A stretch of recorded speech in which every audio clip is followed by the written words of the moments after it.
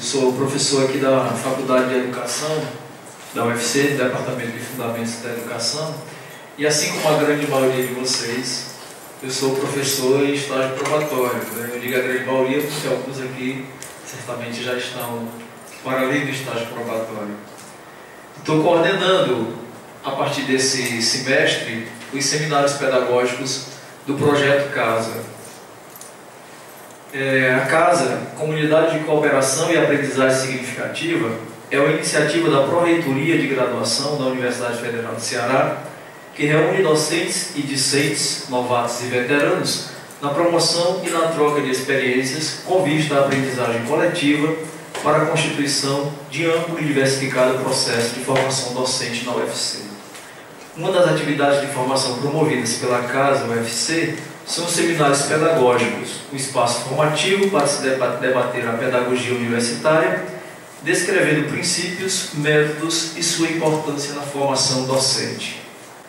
O seminário pedagógico deste primeiro semestre de 2013 traz como figura para nos deliciar, contribuir com a nossa formação, o professor Dr. Leonardo Sá, e terá como tema explicar ou emancipar a sala de aula entre o princípio da hierarquia e a busca da igualdade.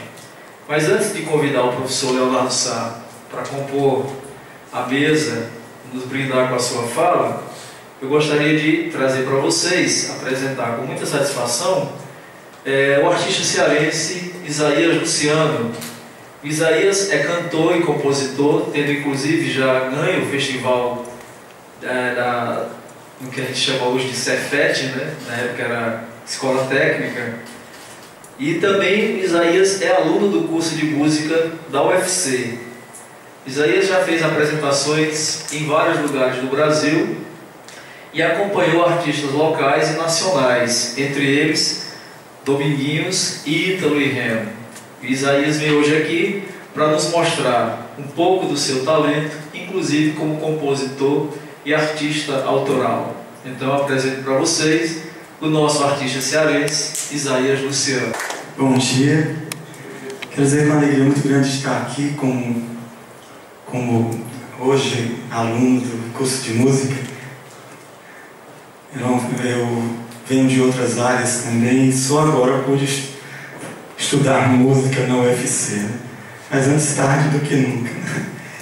E para nós, para mim como aluno, e para vocês também, professores, porque é interessante, o professor nunca para de estudar, né? Então, vou começar cantando essa musiquinha, essa grande música, Coração de Estudante, para que nós tenhamos sempre esse coração de estudante. Quero falar de uma coisa,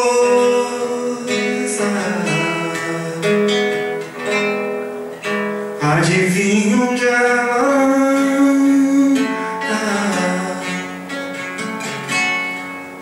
deve estar dentro do peito, ou caminha pelo ar.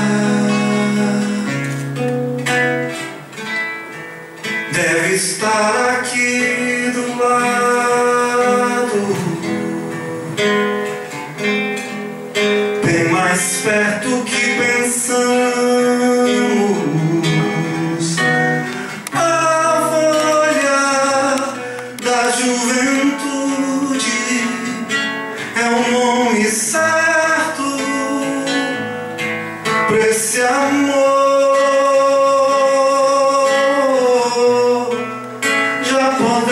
Seus momentos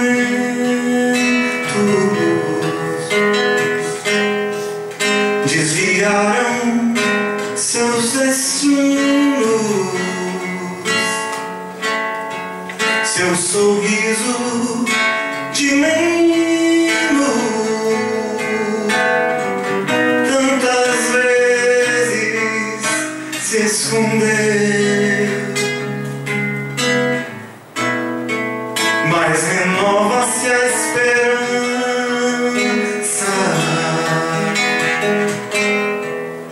nova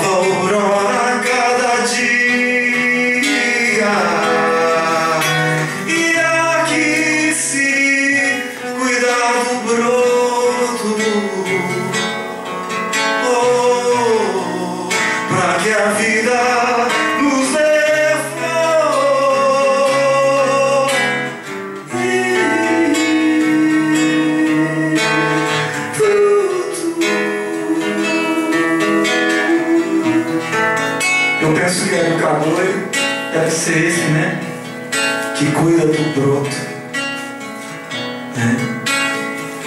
Quantos passam por nossas mãos, eu falo como educador também, né? Precisam ser cuidados, precisam ser entendidos. Coração de estudante,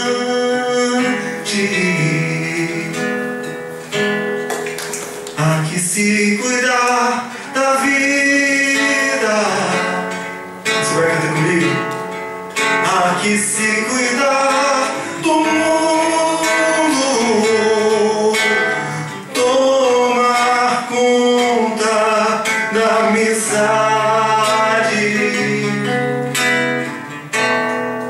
alegria e muito sonho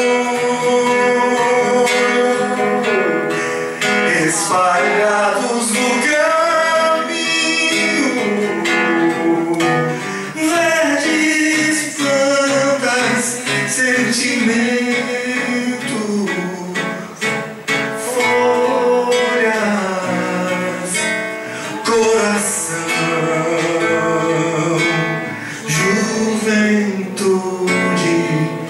e fé.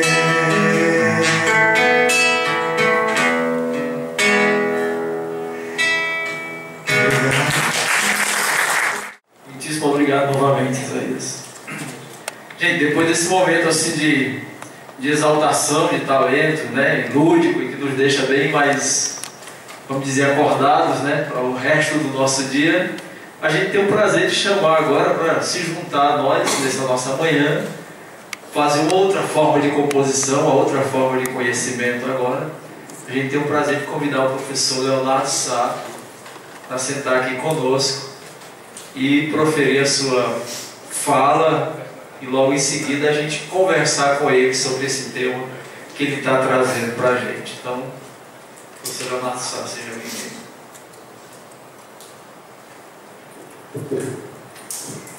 Vou fazer aqui uma rápida apresentação do professor Leonardo Sá. O professor Leonardo Sá é docente do Departamento de Ciências Sociais e do Programa de Pós-Graduação em Sociologia da UFC. Coordena o projeto do Programa de Iniciação à Docência nos cursos de graduação em Ciências Sociais em torno da proposta de ensino da teoria sociológica por problematizações. É pesquisador do Laboratório de Estudos da Violência, do INCT de Democracia, Violência e Segurança Cidadã e do PRODEX Etnografias Urbanas. É vice-líder do grupo de pesquisa Poder, Violência e Cidadania do CNPq. Tem experiência com Sociologia da Violência e dos Conflitos Sociais, estuda a socialidade armada nas favelas da beira-mar de Fortaleza, onde atua desde 1990 como educador popular freiriano. E além de tudo isso, é professor. Então, professor Leonardo, fique à vontade aí, que o senhor terá os seus... Vou dar aí uns 40 minutos. Infelizmente eu vou ter que fazer o papel de controlador de tempo, né? Então não sou controlador de voo, mas controlador de tempo aqui. Então quando chegar uns 10 minutos eu aviso o senhor do tempo restante, tá bom? Fique à vontade para falar. Bom dia a todas e a todos. Em primeiro lugar, queria agradecer por esse convite. Fico muito feliz de estar aqui com os colegas, com os estudantes, com os amigos, com as amigas. E a gente ter tido música, né, me fez lembrar que a visão é local, né? Se há alguma universalidade, a universalidade é da escuta. E então eu vou levantar algumas questões para que a gente possa dialogar e conversar depois em torno de uma fala que eu intitulei Explicar ou Compreender. Uma pergunta, né? A sala de aula entre o princípio de hierarquia e a busca por igualdade. É uma reflexão, portanto, sobre a sala de aula, sobre o lugar da sala de aula, sobre esse lugar que nós ocupamos e estamos, né, uma pergunta, né? Onde nós estamos quando estamos em sala de aula? Seria um pouco essa pergunta de partida. Então, vamos lá. Educadores e educadoras também podem ser professores e professoras, mas nem sempre professores e professoras são educadores e educadoras. Um professor ser correto, competente, compromissado, esforçado, trabalhador, estudioso, e não ser um bom educador. É com este paradoxo que gostaria de começar a minha fala. E já agradecendo pelo convite, né, por estar num seminário pedagógico. Gostei muito dessa ideia de seminários pedagógicos. Pedindo também licença a todos e a todas que são sujeitos de fala, né, aqui presentes, para que eu possa ocupar esse lugar próprio de fala, que é equivalente, que tem uma equivalência aqui nesse momento, uma reciprocidade, né? A rigor, ninguém é educador no sentido forte do termo, uma vez que a educação é um devir, é um tornar-se, né? O educador não é uma condição garantida desde sempre. É um processo, é uma prática. Não é algo dado numa suposta realidade do sistema de ensino. Seja qual for esse sistema de ensino, não é um diploma que garante a efetiva atualização da prática de ensino-aprendizagem.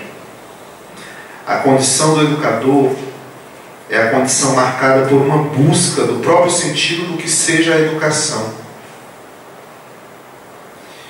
E o sentido da educação passa tanto pela questão da reprodução da ordem social, como também pela questão da liberdade, sem a qual não há pensamento humano e também não há agir politicamente livre.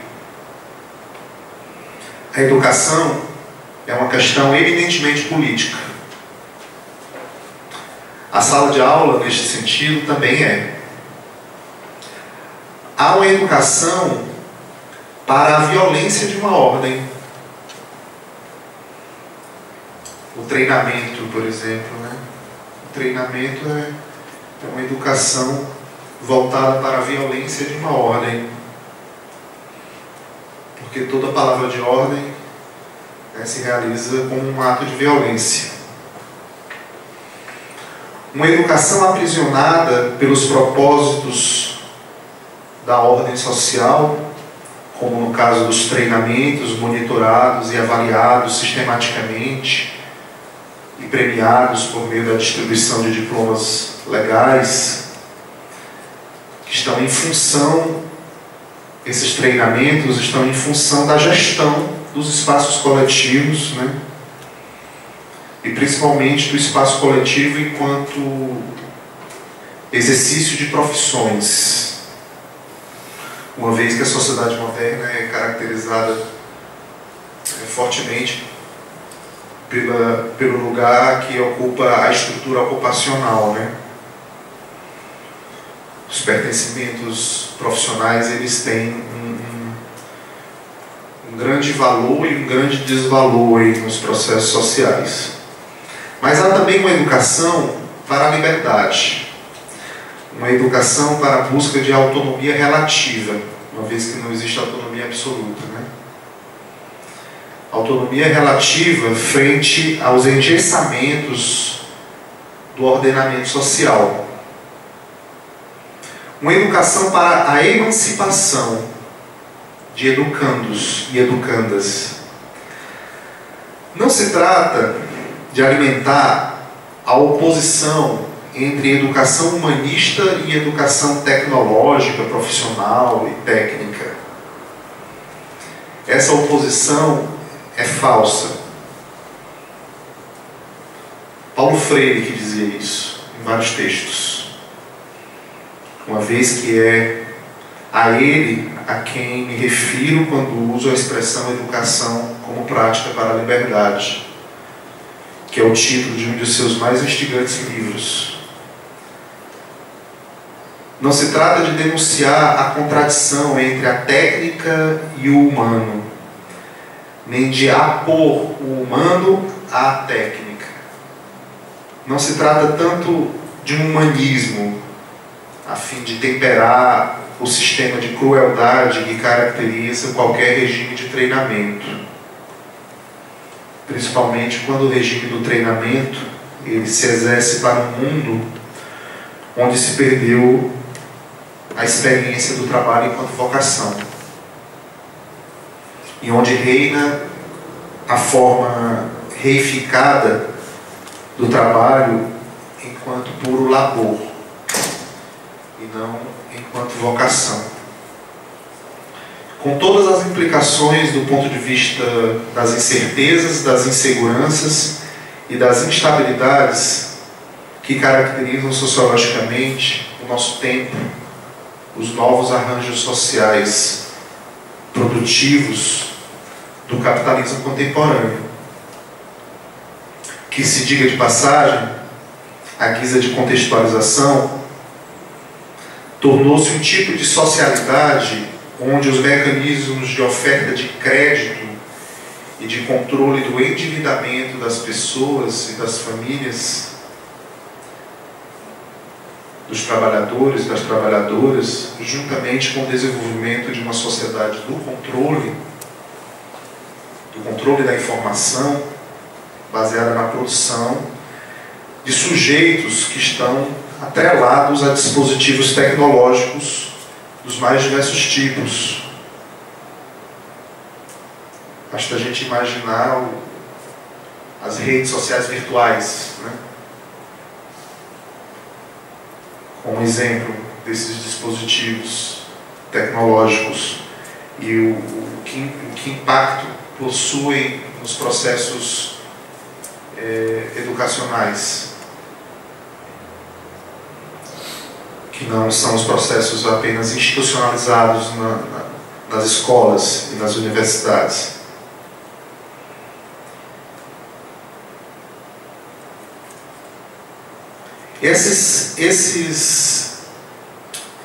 Essa produção de sujeitos atrelados a dispositivos tecnológicos, né, pode ser entendido esse processo sob uma profunda dessubjetivação das relações sociais. Desde 1950, né, desde o fim da Segunda Guerra Mundial, o informacionalismo, a economia da informação, o capitalismo contemporâneo, e mais especificamente a partir da crise de 1970, que deu surgimento a novas formas de governamentalização, justamente centradas no que eu venho chamando aqui de produção de sujeitos, produção de assujeitamentos e produção de sujeitos, que envolve também a produção social do desejo. Novos controles são proliferados, enquanto as formas anteriores de controle social declinam, como, por exemplo, o serviço público. O serviço público é o principal exemplo de uma forma de controle social que declina fortemente a partir de 1970 e encontra-se numa crise profunda, a própria crise do conceito de serviço público, né? O que implica numa crise na noção de república, uma crise republicana, né? E aqui eu estou reverberando um pouco Hannah Arendt e outros, Michel Foucault e outros autores. Por exemplo, a crise do controle dos direitos protetivos. Direitos protetivos que eram garantidos por uma ordem constitucional estatal, baseada na ideia de bem-estar social e de serviço público. Isso principalmente para os países desenvolvidos, que entre 1950 e 1970 vivenciaram um período de conforto material e de garantias de direitos sociais básicos como nunca antes na história da modernidade. Entre 1950 e 1970, certos países no mundo vivenciaram uma taxa de desemprego zero. Imaginem o que isso significa, né? Uma taxa de desemprego zero. Mas não é nesse contexto amplo que vou continuar a falar aqui. Isso foi só para lembrarmos da possibilidade de conexão entre o contexto particular específico da sala de aula e a relação deste contexto com o universo mais amplo de questões que são vivenciadas pelas populações do planeta hoje. Ocorre que o contexto global não pode ser tratado como algo dado, como algo que é pressuposto. É justamente aquilo que precisa ser problematizado. Porque se é pressuposto, né, isso se trata de naturalizar o fenômeno. É preciso que pensemos os desafios da vida mundializada a partir das interações de sala de aula, que realizam isso a que chamamos a sala de aula, a partir das nossas práticas cotidianas, docentes e discentes. Portanto, da microinteração em sala de aula é possível problematizar o contexto global. Porque esse contexto global não existe antes das conexões locais que geram esse contexto global. Se não houver conexão local, não há rede global. A rede global ela não existe independente das conexões locais. Então, voltando para o começo da minha fala, que o professor não é necessariamente um educador, mas eu não fiz o adendo, que no sentido ético, crítico, reflexivo, ele ou ela deveriam ser educadores e educadoras. É preciso que o educador atue contra o professor. É uma luta interna. Uma luta interna entre o educador e o professor. Inclusive este poderia ser outra maneira de dizer o tema dessa fala: explicar ou emancipar. Explicitando o conflito entre explicar e emancipar na perspectiva da sala de aula. É preciso que haja uma luta entre o educador e o professor, uma luta pelo sentido da ação pedagógica em sala de aula ou em outros ambientes pedagógicos, como este. Nessa luta, a figura do professor assume o lugar da autoridade que explica, como estou fazendo agora, de maneira misturada. Essa distinção ela não é pura. Na nossa prática ela se mistura. Ao mesmo tempo a gente é professor e educador, a gente explica e a gente também emancipa. Então a gente está sempre nessa tensão. Uma vez que eu estou aqui, por exemplo, monopolizando a fala, né? Então estou assumindo uma figura de professor, estou sendo professoral, ou seja, de uma autoridade que detém saberes e títulos, que por isso tem o lugar da fala. Já o educador, ele parte do lugar nenhum. E o lugar nenhum é o que a gente pode chamar de pensamento. A Hannah Arendt, né, diz isso expressamente. O pensamento não tem lugar. É o lugar nenhum. Então o educador, ele parte do lugar nenhum para afirmar que nenhum lugar pode se afirmar como esse lugar próprio de afirmação de uma autoridade professoral, de uma competência, de uma competência capaz de dizer qual conhecimento é adequado e qual conhecimento é inadequado. O educador alimenta, ao contrário do professor, uma consciência reflexiva e crítica própria, voltada para si, mas não em função de si. Aí é que vem uma questão que é delicada, que a gente precisa debater. O educador se dessubjetiva a favor do educando. Isso é uma desterritorialização, né? O educador se desterritorializa a favor dos educandos. Portanto, desloca de si a atenção do fazer, né? Não concentra o processo no seu saber, no saber professoral. Essa é a maneira mais fácil, de evitar a complexidade da sala de aula, né? Todos nós fazemos, eu inclusive, quando estou cansado, né? É só concentrar no saber professoral, aí a gente consegue superar o tempo da sala de aula de maneira mais rápida. Todos nós fazemos e é tipo uma estratégia de sobrevivência, mas temos que pensar sobre isso, né? Que concentrar no saber professoral é uma maneira de negar a sala de aula. Porque o educador alimenta, ao contrário do professor, uma consciência reflexiva e crítica que é voltada para as suas próprias limitações.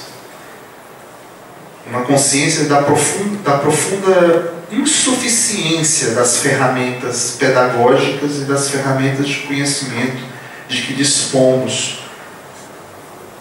Portanto, a condição do educador ela é frágil. Ela é frágil, né? O educador se expõe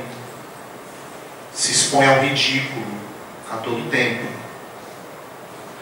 Porque a sala de aula também ela é lugar de autoridade, ela é lugar de relação de poder. Então, sempre há essa tensão entre a afirmação do lugar do professor, que é a afirmação de uma hierarquia entre professor e aluno, e o lugar do educador, que é justamente questionar a sala de aula enquanto lugar de hierarquizações. Mas ao questionar a hierarquia, né, se fragiliza, as relações se abrem, há uma crise, né, a sala de aula entra em crise. Portanto, torna-se um lugar de difícil gestão, porque o educador é contra a gestão. O educador ele põe em xeque a gestão da sala de aula, que é uma competência de professor. É uma esquizofrenia própria à nossa posição. Então, não se trata apenas, a sala de aula não se trata apenas de transferência e aquisição de conhecimentos, de transferência de conhecimentos, de informações e aquisição de conhecimentos. Pois apenas adquirir conhecimentos não é suficiente para o tipo de esforço que o educador precisa realizar sobre si a favor dos educandos e das educandas. Não é na afirmação de si mesmo, enquanto potência de saber, enquanto potência do saber do professor, enquanto instância de explicação dos fenômenos, sejam eles quais forem, onde reside a questão da educação. Pelo contrário, é onde a educação se perde. Portanto, para exercer, para experimentar a condição de educador, é preciso adotar a perspectiva de um sujeito incerto e de um sujeito impuro. O que não quer dizer que incerteza e pureza ou impureza sejam atributos do sujeito, Talvez fosse melhor dizer que se trata do atributo das relações sociais. As relações sociais são incertas e impuras, porque são misturadas. Neste sentido, seria mais adequado falar do lugar de um sujeito que emerge da incerteza e da impureza que caracteriza a relação social. Quando eu falo de impureza, eu estou falando aqui do que condiciona o lugar de quem fala, ou seja, de uma série de eventos de natureza política, econômica, cultural, social, né, que fazem de um lugar de pertencimento social. E se as relações sociais são misturadas, são impuras, elas também são abertas à polifonia, à cacofonia, à gagueira e à exposição ao mundo dos clichês, dos socioletos. E nós, que trabalhamos com imagens, conceitos, ideais, esquemas, todo tipo de material analítico, expressivo, linguageiro, que são as ferramentas pedagógicas com as quais a gente pratica a nossa prática, nós não estamos imunes a toda essas conflitualidades e relações de poder que estão presentes na vida social. Então, se a educação, em um sentido, é garantidora do funcionamento do mundo social, ao produzir subjetivamente indivíduos competentes e habilidosos para exercerem funções, papéis e atuarem como agentes produtivos e reprodutivos, essas competências e habilidades, elas estão subordinadas a um processo de aceitação tácita dos padrões considerados normais, que são os padrões dominantes, incluindo aí os padrões de valorações que tornam atrativas as adesões sociais ao mundo das profissões, o que também pressupõe a promoção de um mundo implícito de estilos de existência que reflitam regimes de verdade, de normalidade, requeridos para o bom funcionamento das coisas. Ou seja, nós, enquanto professores, nós desejamos que os egressos de nossas salas de aula sejam em alguma medida um resultado de sucesso. Seja sucesso profissional, seja sucesso cidadão, seja sucesso social.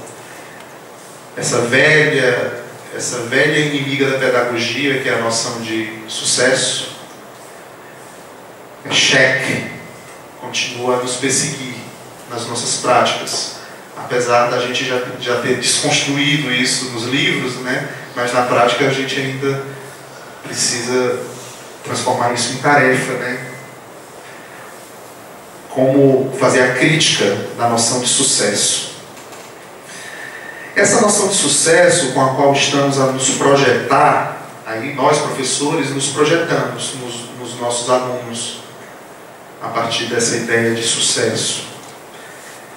Sem cessar, né? Estamos sempre nos projetando, transferindo, e quase sempre de modo inconsciente. Isso opera, em geral, com o que há de pior em nós, enquanto profissionais de educação. E o que é que há de pior em nós? São as nossas frustrações latentes, nossos centros de impotência, né?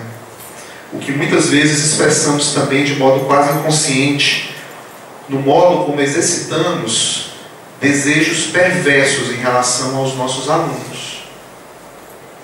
Sala de aula também é lugar de perversão e de paranoia, além da esquizofrenia já citada.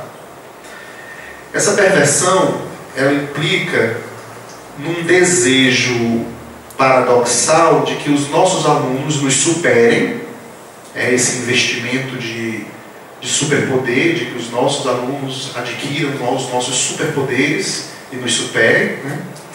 Mas ao mesmo tempo um desejo nosso de barrar que isso dê certo, para que não nos supere. Afinal, nós somos melhores. Senão, não seríamos os professores e as professoras. Uma torcida esquizofrênica que se orgulha pelo aluno, que brilha. Olha, é formado por nós, olha ali. E também, ao mesmo tempo, né, sem pensar que, sem problematizar a questão da esquizofrenia como entidade clínica, que envolve, a meu ver, problemas de metaforização em relação a situações de conflito, mas essa é uma outra discussão. O que é importante aqui, no relato desse sintoma, que é a torcida esquizofrênica que o professor realiza em relação ao sucesso ou ao fracasso dos alunos, né? Somos nós que ocupamos posições de líderes, de equipe, de juízes e também de jogadores, porque nós, nessa perversidade, a gente compete como aluno. A gente acaba fazendo competição, o que é muito problemático. Nós fazemos dos nossos melhores alunos, né, uma imagem odiosa dos nossos piores competidores, que são os nossos colegas, uma vez que a universidade é atravessada também pela luta interna entre princípio de competição e de cooperação, princípio de hierarquia e de igualdade. Não há instituição mais hierarquizante do que a universidade. É um lugar mais hierarquizante do que exército e outros lugares. Eu estudo polícia, exército, e a universidade tem tem mecanismos de hierarquização muito mais sutis, muito mais elaborados e sofisticados, que se multiplicam.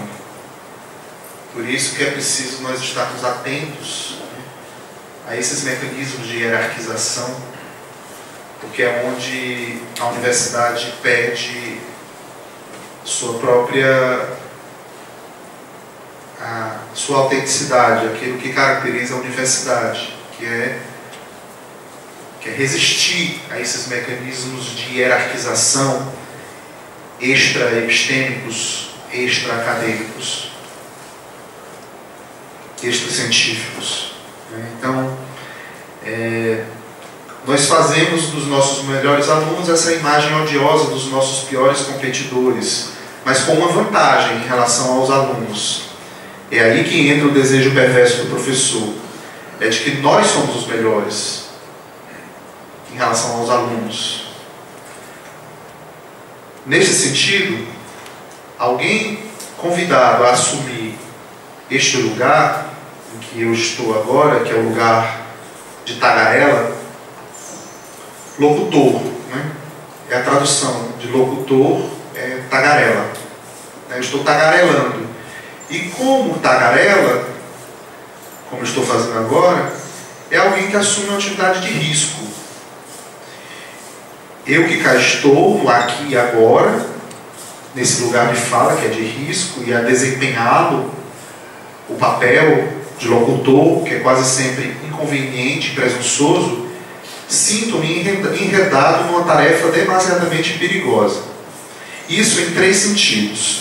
Primeiramente, é preciso lembrar que a função do sujeito de fala envolve um sujeito de desejo. E que essa função do sujeito de fala é uma função derivada. É algo que emerge a partir de baixo. E que quase sempre diz respeito às dimensões discursivas e não discursivas das nossas práticas docentes, que nos produzem enquanto sujeitos de desejo. Em segundo lugar, há uma dimensão de controle da dispersão daquele que fala por parte de quem o ouve, que faz do lugar do público o único lugar capaz de atribuir valor positivo ou negativo àquilo que se fala. E um terceiro sentido, que diz a respeito à tarefa principal da minha fala hoje, que como toda fala de educador entre educadores, é uma fala que oscila entre dizer algo para alguém, explicando, ou dizer algo sobre como alguém é capaz de se dizer e de se construir enquanto desafio de si, enquanto capacidade de dizer algo, quer dizer algo com alguém, buscando a partir da dessubjetivação desse lugar de professor, né, de quem fala em favor do lugar de quem escuta, a fim de que este lugar da escuta seja o lugar por excelência do pensamento crítico e reflexivo, e não escuta passiva. E, consequentemente, a escuta é o lugar de um sujeito, é o lugar de um sujeito de fala. A escuta é o principal lugar do sujeito de fala e de desejo. Se aceitar, eu estou aqui promovendo aqui um deslocamento da visão para a escuta, do monopólio da visão para a questão da escuta, que não é uma novidade, né? Só retomando aí Heidegger.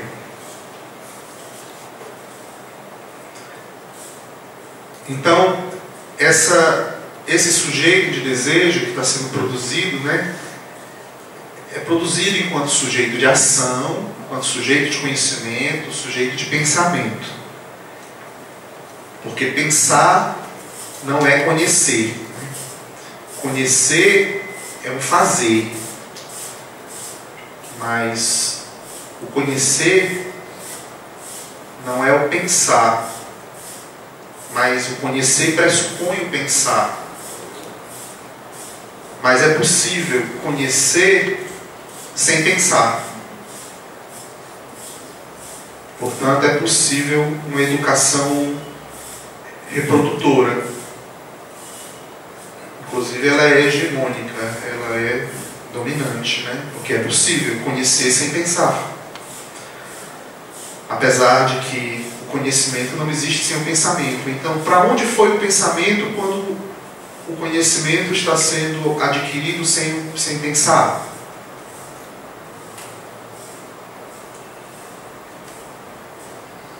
Que fantasia é essa, né? Isso tem a ver com as heteronomias, né?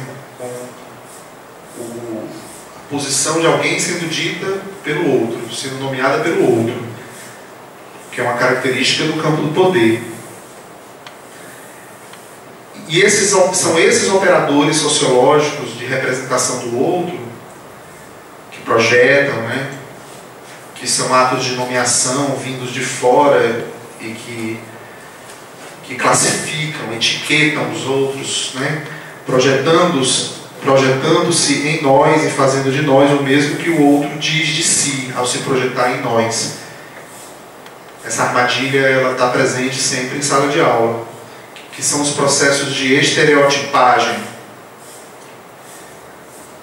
São os mais famosos entre o que a gente está relatando. A universidade é um dos poucos lugares no mundo onde o sucesso é não acreditar no sucesso. Sucesso é desconfiar profundamente de fórmulas e receitas de sucesso. O sucesso atrapalha, pois nos faz perder a noção de que o caminho, método, né, em busca da verdade é de tentativas e erros, em sentido constante de aproximações e distanciamentos. O valor próprio à universidade é o valor ligado ao princípio de incerteza e de perplexidade curiosa. Liga-se à dúvida científica e à busca pela verdade científica.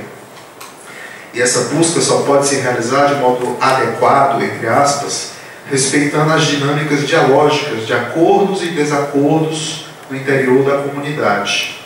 Pois a universidade é um lugar transnacional. Transnacional em qualquer parte do mundo.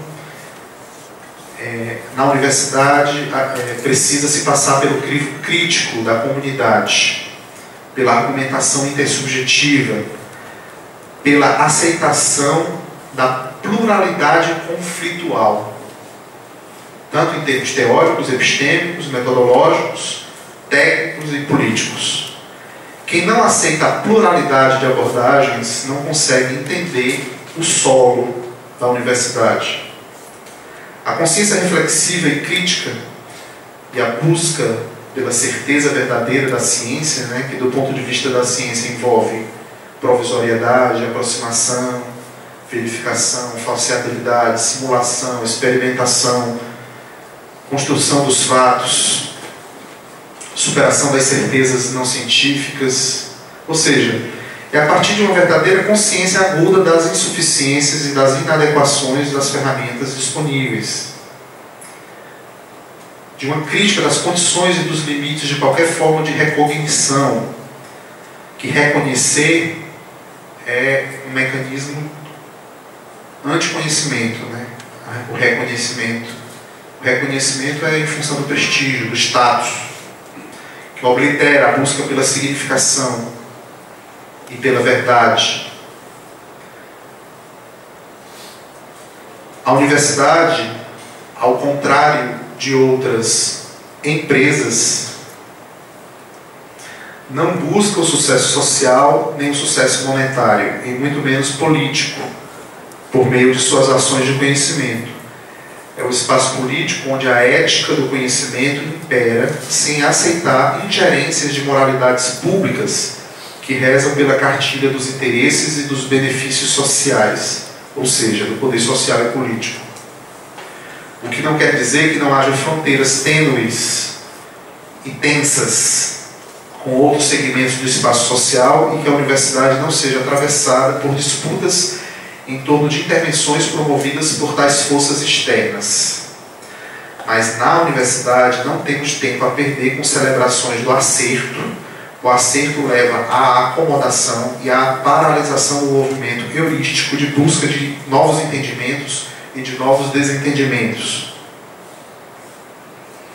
A universidade é a experiência da errância, da aventura intelectual, como estruturação de novas experiências, de novos modelos de inteligibilidade, de compreensão, novos modelos de relacionar as coisas. Portanto, avessas às forças da autoridade, que freiam os avanços da intelecção humana. Mas a universidade não é só isso. É também um lugar de convivência. O Ricardo Salmito, que é nosso colega, lá do campus do Cariri, que agora vai virar a Universidade Federal do Cariri, ele costuma dizer que o tripé não seria bem um tripé, não seria ensino, pesquisa e extensão. Que nesse tripé aí falta a dimensão da convivência. Convivência é escutar o outro, é escutar as diferenças, é habitar o campus como se habita uma matriz plural, heterogênea, diversa, complexa e mesmo assim acolhedora, porque o que é plural é acolhedor. E aí, para finalizar, só lembrando que Sofia, né? Sofia, que em geral é traduzido por sabedoria, o Nietzsche, ele, que era filólogo, né? Ele propõe traduzir por gosto. Sofia como gosto. E aí existe uma relação entre saber e sabor. O Roland Barthes aproveita isso também, mas ele pegou do Nietzsche. Ele foi beber lá no Nietzsche, isso. Entre saber e sabor. Saborear. Então, o Homo sapiens, a tradução para Homo sapiens seria quem saboreia, quem experimenta, quem gosta e desgosta.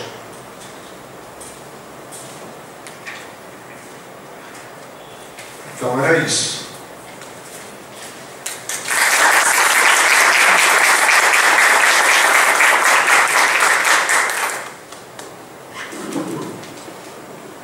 Bom, já agradecendo a fala do professor Leonardo Sá, né? Pelo menos comigo ele causou assim, umas inquietações que eu anotei aqui, acredito que também tenha causado algumas inquietações, o que significa dizer que cumpre, né, com o seu objetivo, né? Então, agradecendo a fala dele, a gente desloca agora o lugar da fala, né? Então, deixa de ser o tagarela daqui para a gente ser o tagarela geral, né? Então, vamos tagarelar, todos nós agora, né? Então, a gente abre para os tagarelas e tagarelas da plateia que queiram conversar com a gente nesse momento sobre essa instigante fala que o professor Leonardo Sá já nos coloca aqui. Nós faremos blocos de 3 perguntas e aí o professor responde as perguntas, a pergunta rápida e a resposta dele a gente vai tentar fazer com que seja uns 5 minutos, que é para a gente poder ter mais condições de intercalar as falas aí, deslocando um pouco esse lugar da fala, ok? Então ficam abertas as inscrições para quem queira conversar com o professor sobre o que ele instigou na gente.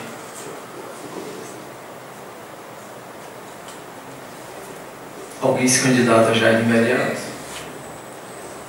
Meu nome é Camila Fernandes, sou professora do curso de jornalismo e eu me identifiquei muito com a sua fala, não tinha feito essa organização do pensamento, mas me deparo diariamente com essa dualidade entre ensinar como professora e também buscar construir um aprendizado a partir das experiências deles, né, dos alunos. E com isso acabo eu mesmo também construindo novos aprendizados, apesar de já ter uma prática longa, já que sou professora de uma área prática, e tenho essa prática, essa vivência prática na minha vida profissional, mas é impressionante como isso se constrói nas aulas cotidianamente. O que eu queria saber, assim, esse conflito existe, ele existe cotidianamente, diariamente, mas no fim das contas, para você ser um bom professor e um bom educador, quem tem que prevalecer no fim das contas?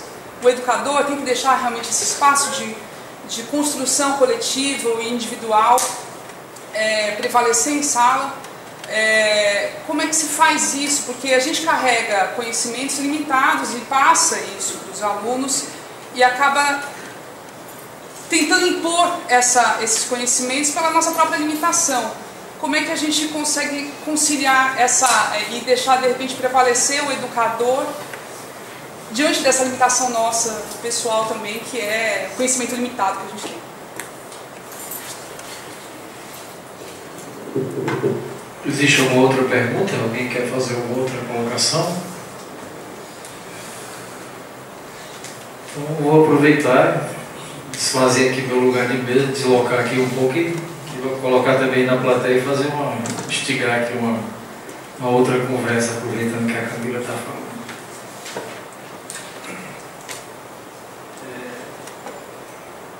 Professor Leonardo, na música, teve uma música que o Isaías cantou que dizia o seguinte: na sala de aula é que se faz o cidadão, na sala de aula é que se muda uma nação. E a gente vê muito essa conexão entre educação e cidadania, principalmente na educação básica, mas também não deixa de ser um fundamento na educação superior, né? E você trouxe na sua fala um livro do Paulo Freire, que serve como indicador também, né? Que é a educação como prática de liberdade, né? E me lembrou alguns autores, mas em especial um autor da Universidade Federal de Alagoas, o professor Ivo Toné, quando ele vai tratar um pouco dessa relação entre cidadania e liberdade. E aí a minha pergunta, ou sei lá, essa minha colocação vai no sentido de quais são os encontros e também quais são as contradições que a gente pode apontar em relação a essas duas categorias, cidadania e liberdade. Tomando como base, eu estou tomando como base o próprio Ivo Toné quando ele fala de liberdade política e a emancipação humana como liberdade plena. Então, como seriam esses encontros ou até mesmo essas contradições entre essas duas categorias.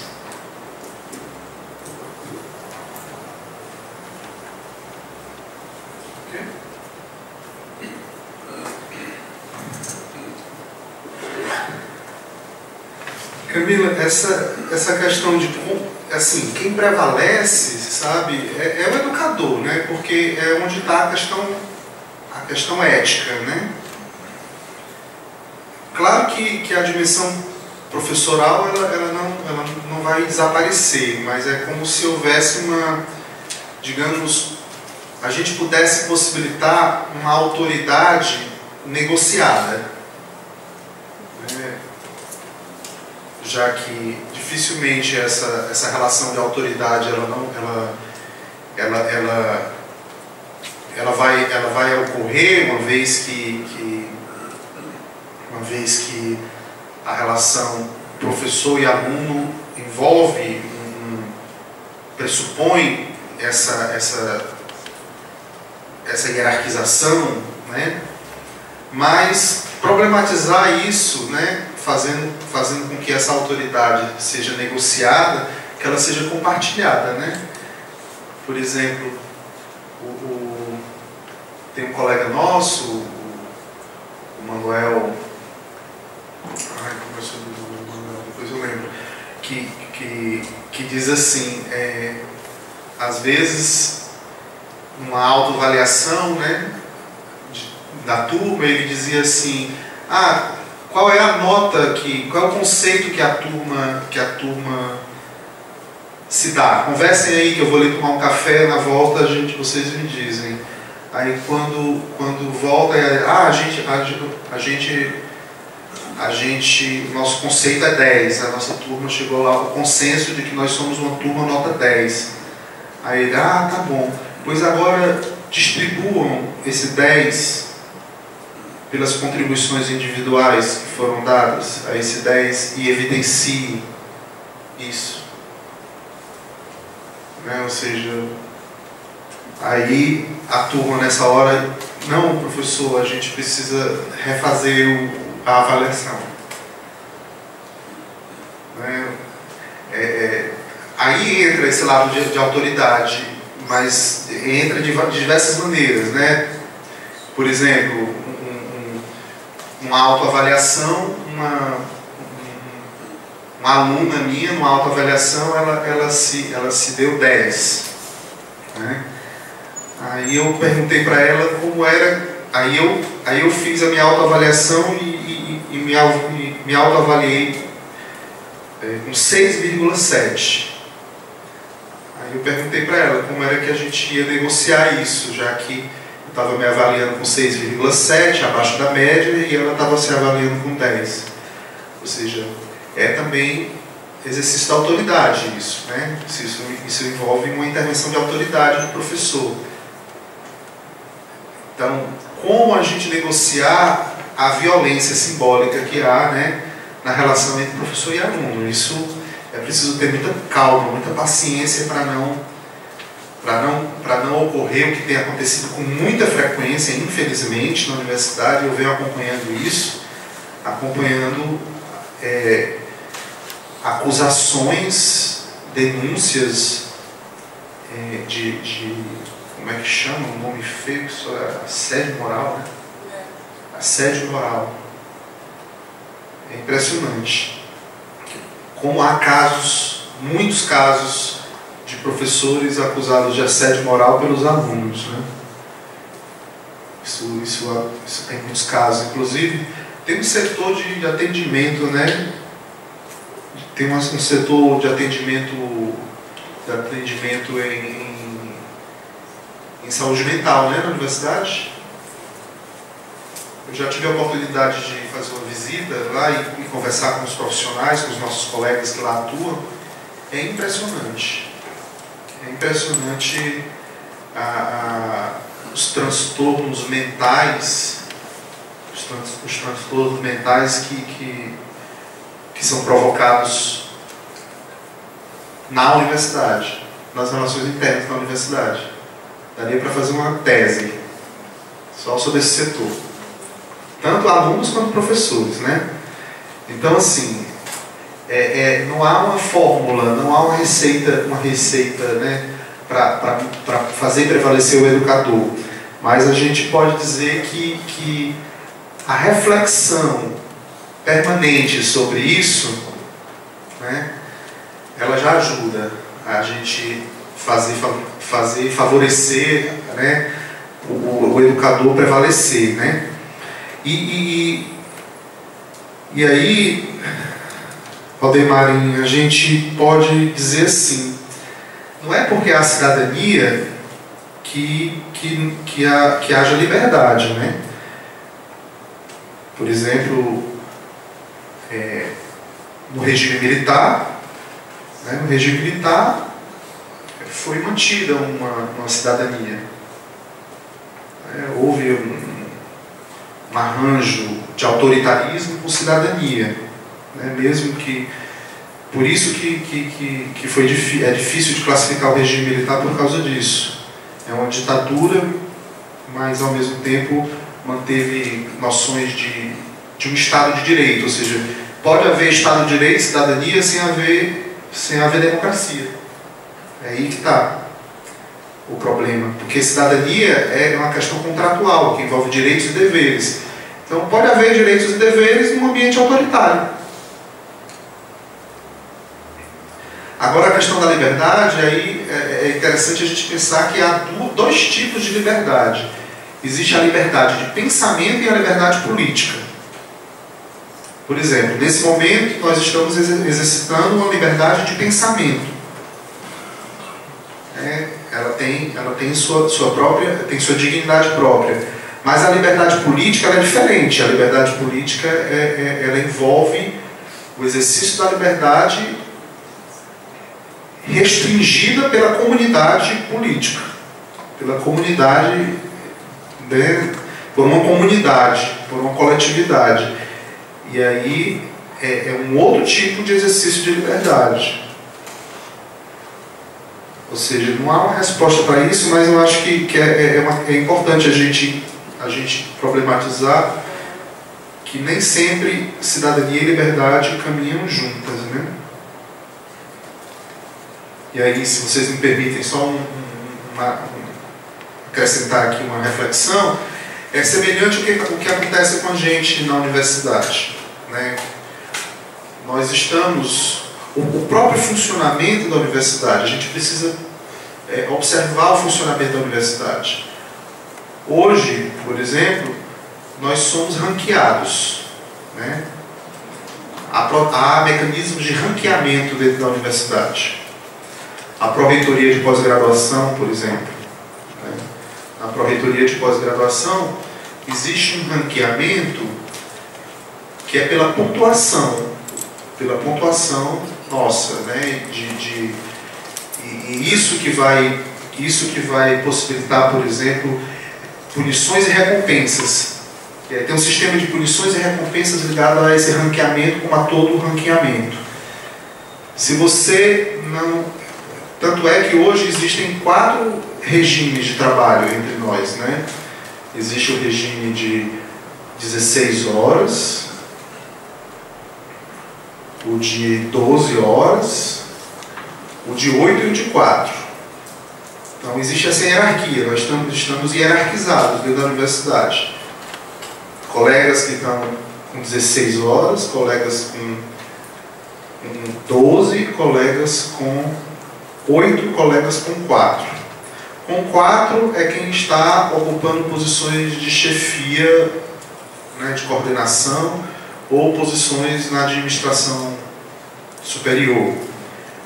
Com 8 são os colegas que atingiram uma pontuação acima de um determinado, né, patamar e que tem redução de carga horária para 8 horas e que, portanto, podem concorrer a bolsas PIBIC, por exemplo.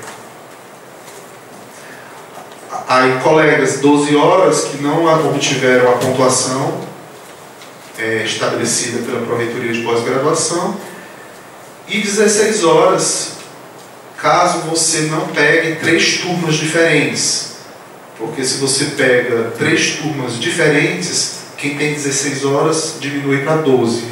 um mecanismo de possibilitar essa transição. Então, nós temos uma situação de hierarquização, né, da nossa força de trabalho e, ao mesmo tempo, nós temos a pró-reitoria de graduação. E aí, por exemplo, na pró-reitoria de graduação, o projeto Casa já é um projeto que está voltado para essa dimensão pedagógica, preocupado com questões de outra natureza. Mas se você for ver, existem contradições entre os princípios que são manejados dentro da própria universidade. Contradições muito sérias, assim, entre aquilo que se demanda, aquilo que se pede, vou dar um exemplo para vocês. Orientar a monografia na graduação. Quando a gente teve uma reunião com o pró-reitor de pós-graduação, a gente disse assim, a pontuação estava mínima, ou seja, desestimulava a orientação da monografia de graduação, porque pontua pouco. De extensão, por exemplo, não pontuava nada. Então, assim, a extensão não pontuava nada, a monografia da graduação pontuava pouquíssimo. O que é que pontuava? Né? Artigos e periódicos, com quales A1, A2, B1, B2 e o resto está dispensado.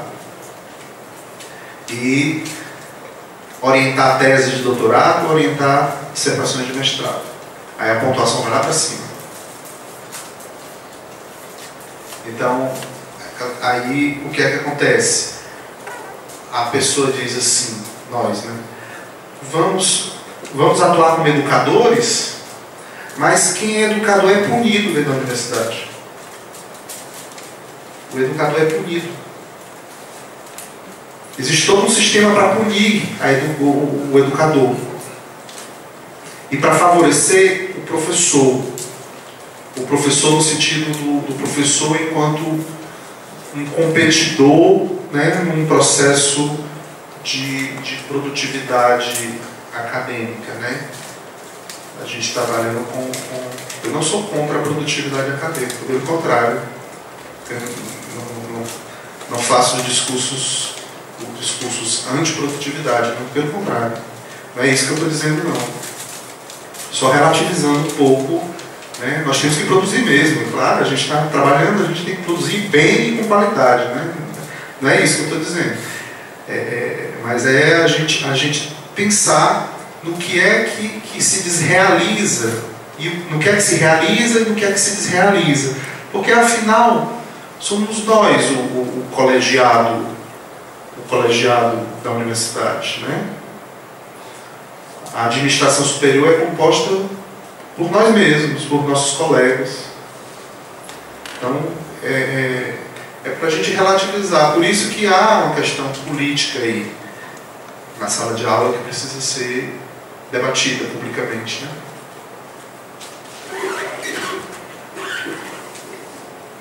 Continuamos aí sendo instigados a conversar, né? Cada vez que o tema vem, nos puxa da nossa própria realidade, né? Do nosso próprio cotidiano aqui na universidade, nos puxa outros questionamentos. Eu gostaria de saber se o grupo tem algum questionamento que queira trazer nesse momento, algum incômodo, temos uma pessoa escrita, mais alguém para a gente compor um bloco? Temos 2.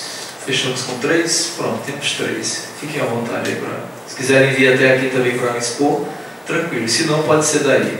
Vai lá. Bom dia, eu sou o Bruno, professor do Centro de Tecnologia. Eu vi na explanação do professor Sá falando sobre os mecanismos de hierarquização na universidade, né? E geralmente a gente vê muito essa hierarquização dentro de sala de aula, né? Mas como eu já estava pensando, como ele acabou de comentar aí, talvez essa hierarquização seja da mesma ordem de grandeza entre os pares também. Eu queria saber, do professor, se mudasse essa relação de hierarquização, que eu acho que é muito grande entre os professores, né? Os que produzem, os que são associados, adjuntos, assistentes auxiliares, etc., dentre as suas várias atividades, ensino, pesquisa e extensão, se reduzisse essas discrepâncias, né, entre os pares, será que a gente poderia melhorar a relação em sala de aula? Ou são duas coisas desconexas, não tem nenhuma relação entre si, né? a vida de docentes entre os pares é estanque da sua atuação em sala de aula. Desculpa, eu só não entendi teu nome. Bruno.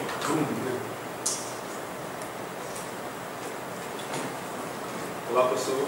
Meu nome é Fabrício, eu me formei aqui na universidade e assim, você falou muito do que é a universidade, né? Esse espaço hierarquizado, plural, e eu queria saber de você o que é a escola, né? Em contraponto, você falou da universidade, o que é a escola? E se na universidade nós estamos formando professores ou educadores?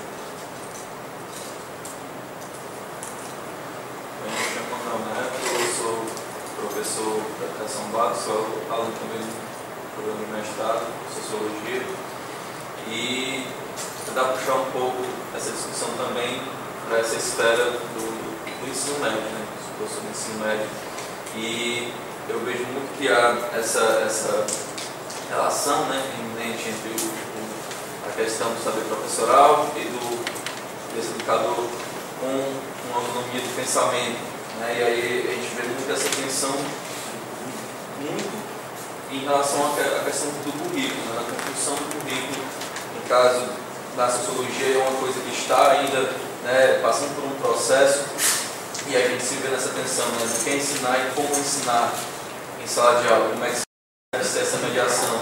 E aí, você falando em relação a essa questão política, não, que vai estar voltada também para essa concepção, conhecimento, queria saber se seria ideal para o professor buscar essa autonomia do espaço na sala de aula, ou também buscar e aí talvez até uma colocação também, essa reconstrução no viés institucional, né? Porque nós sabemos que há, no caso, uma orientação, mas que o professor acaba reproduzindo muito isso. Então, como é que se dá essa questão, essa tensão? Obrigado pelas questões. Bruno, tem relação sim. Tem relação, a conexão ela existe. Mas mesmo tendo relação, a sala de aula é um lugar que permite uma relativa neutralização, né, dessas hierarquizações do ambiente da universidade, entre colegas, interpares, né, e a relação com os alunos, né. Tem uma conexão do ponto de vista assim, de explicar uma hierarquia e outra, como uma e a outra se relaciona, mas não quer dizer que não seja possível manter uma autonomia relativa na sala de aula. Antes como muitos de nós presentes aqui, antes de ser professor aqui na casa, né, eu atuei durante 9 anos como professor horista em faculdades privadas. Então, a sala de aula sempre foi um lugar de resistência, né, na faculdade privada, como também na universidade pública. É um lugar de resistência, é um lugar onde a gente cuida da nossa saúde mental, né? Onde a gente consegue preservar um pouco da nossa saúde mental e da nossa criatividade, da nossa condição de pensamento e da nossa condição de relação ética com o mundo, com as pessoas. Então a sala de aula é muito importante nesse sentido. É onde realmente a gente faz essa resistência. Mas claro que tem, Bruno, porque, por exemplo, o fosso, na última greve, né, a gente percebeu que o fosso aumentou, fez para aumentar. Né, o fosso entre os colegas que são professores associados, os colegas que são adjuntos, e fez para aumentar. Né. Tanto é que a negociação foi feita em separado. Os colegas professores associados negociaram diretamente com o governo. Né. Então, houve uma fratura muito grave, né? Tem um colega que é mais experiente do que eu, que diz assim, olha, acho que essa fratura aí vai durar uns 10 anos para começar a cicatrizar, porque ela foi muito, né, colegas gritando com outros colegas, né? dentro da universidade, gritando dentro da universidade, as coisas, enfim. Realmente, isso é sintoma, né, de que você tem razão, de que o fosso entre nós, ele está muito tenso, né? Fabrício, em relação à questão da escola, né? Eu lembrei do Lévi-Strauss. O Lévi-Strauss diz que a gente se torna professor para não sair da escola. É uma maneira de não sair da escola, de continuar na escola, né? Então, de certa maneira, tem algum prazer nisso, né? Algum prazer tem, afinal, qualquer profissional, né, que está aqui na universidade poderia estar atuando no mercado, em outros mercados,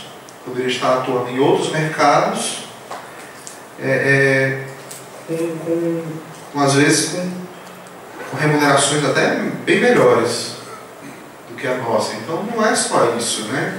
Acho que nós temos aí uma dimensão de acreditar que essa escola, ela não é só um lugar de violência, não é só um lugar de reprodução, não é só um lugar de adestramento, né?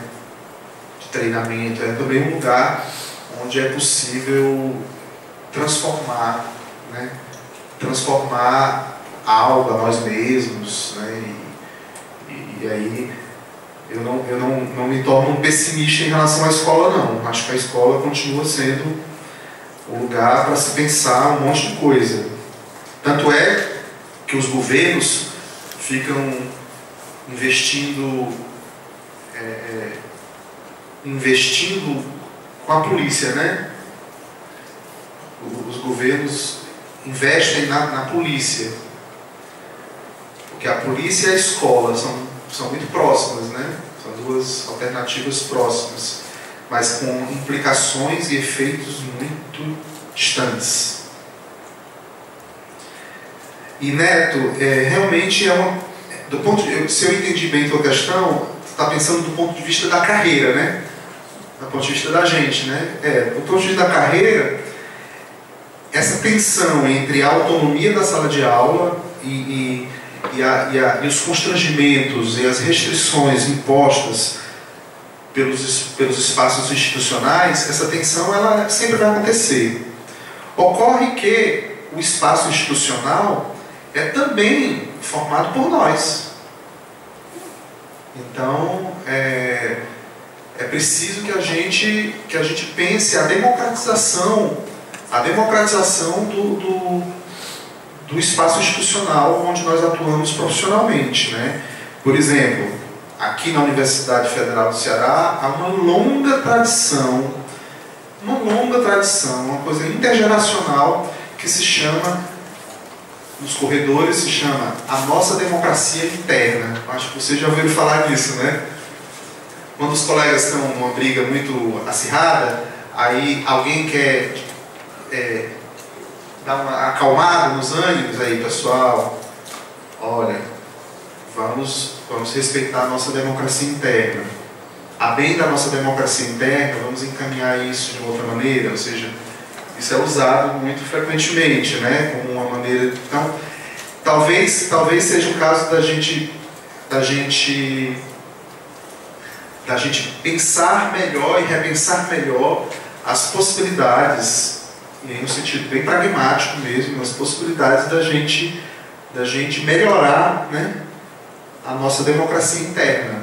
E aí esse espaço institucional ele pode se tornar um espaço menos opressivo, menos restritivo dessa liberdade que nós almejamos, que é a liberdade de sala de aula, de pensamento, de escrever, de produzir, de pesquisar, de vivenciar a universidade nesse sentido, né?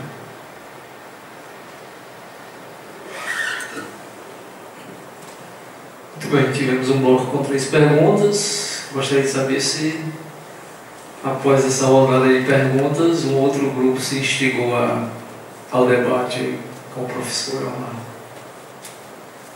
Temos mais alguém aí que queira se posicionar? Senão eu vou aproveitar o espaço e lançar meu segundo questionamento aqui. Então, se de repente aparece alguém enquanto eu estiver fazendo o questionamento que queira também se colocar. Essa não vou dizer dicotomia, mas pelo menos esses dois pontos, né, professor e educador, presente na sua fala, professor Leonardo, tem sido um debate constante no campo da educação, né? Inclusive até mesmo se é possível a gente ter um educador sem ser professor, como é que se dá essa relação. E me parece que um elemento central nessa questão é a crítica, a questão da crítica, né? O elemento crítico, como formar o indivíduo crítico. E aí nessa situação me vem muitas perguntas. Por exemplo, como é que eu formo um aluno crítico se eu, professor, não sou crítico? Então como é que eu posso dar? O Paulo Freire já dizia uma coisa, a gente leva o indivíduo até onde a gente está, né? Então a gente só consegue formar um aluno crítico se eu também tiver criticidade. Como é que eu vou conseguir levar um aluno a um lugar que eu não estou? É um pouco complicado, então me veio esse questionamento.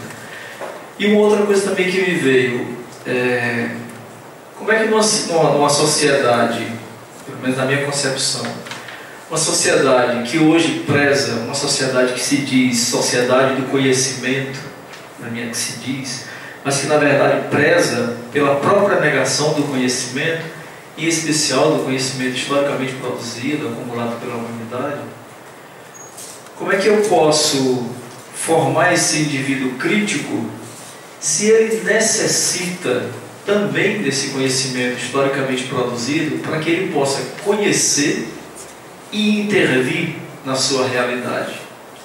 Como é que eu faço, por exemplo, diante de uma situação que nós temos na educação básica, que os alunos estão adentrando cada vez mais as séries sem a capacidade ideal da leitura e da escrita, quer dizer, um elemento básico, um elemento inicial do que seria a função social da escola, numa sociedade grafocêntrica, a gente introduzir os alunos na leitura e na escrita, e isso cada vez mais está sendo complicado na nossa sociedade. Como é que eu ofereço uma criticidade para esses alunos se eles não têm a capacidade nem da leitura e da escrita imediata do que seria necessário para que eles pudessem adentrar uma outra forma de relação com essa realidade? Então, mais ou menos por esse caminho.